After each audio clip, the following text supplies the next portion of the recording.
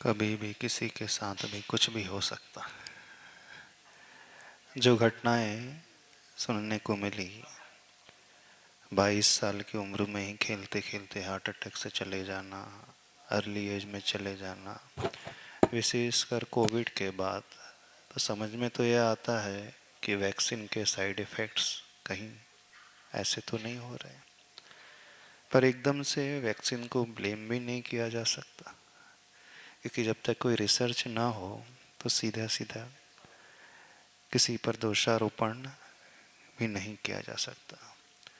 जब हम कर्म सिद्धांत को देखते हैं तो हर जीव, हर मनुष्य यहाँ पर अपनी आयु लेकर के आता है और आयु के क्षय से उसका मरण हो जाता है।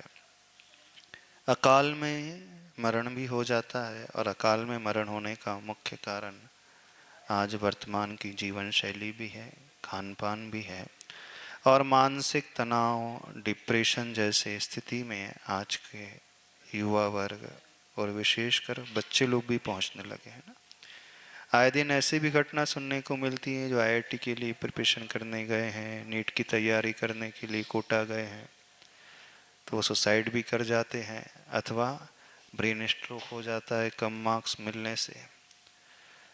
परिस्थिति कैसी भी क्यों ना हो, यदि हम अच्छा जीवन जीना चाहते हो तो सबसे अच्छा उसका समाधान ये होता है, हम अपने आप को हर परिस्थिति को फेस करने के लिए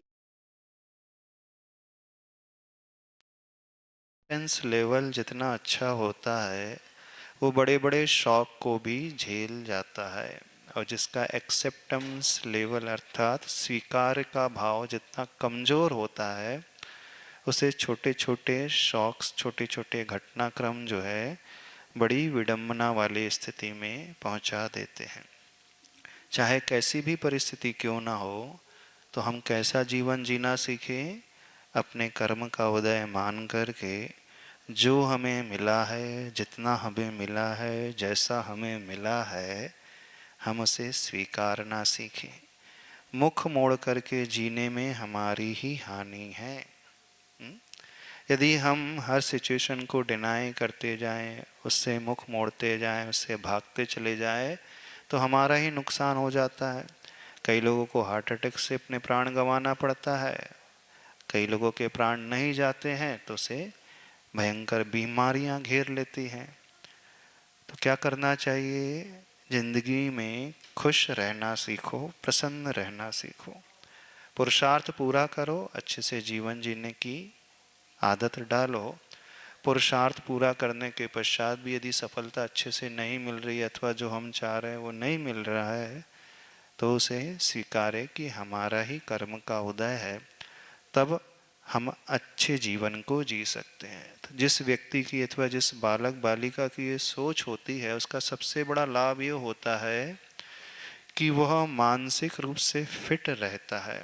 ऐसा बच्चा अथवा ऐसा व्यक्ति हमेशा क्रिएटिव रहता है, वो अपनी एनर्जी का उपयोग कुछ अच्छे कार्य में करता है, और जो व्यक्ति गलत सोच लेकर के आ जाता है वो अपनी सारी ऊर्जा अपने ही नुकसान में गंवा देता है। तो क्या करना चाहिए? हमें हर परिस्थिति का सामना अच्छे से करना सीखना चाहिए। जब हमारे जीवन में कुछ ऐसा घटित होने लगे प्रतिकूल, तो क्या करें? जो बहुत अच्छे से जीवन जीते हैं ना, उस रोल मॉडल को देखना शुरू करें। यानी आचार्यश्री को देखें, आचार्यश्री के जीवन में कैसी प्रतिकूलता आई, फिर भी आचार्य भगवान ने उसे स्वीकारा कि नहीं। तो जब बड़े बड़े लोगों के साथ प्रतिकूलताएं आ सकती हैं, तो हमारी और आपकी क्या बात है, हमारे जीवन में भी कठिनाइयाँ आ सकती हैं। तो कठिनाई यदि आ रही हैं तो उसे हम स्वीकारना सीखें, तभी हम अच्छा जीवन जी सकते हैं।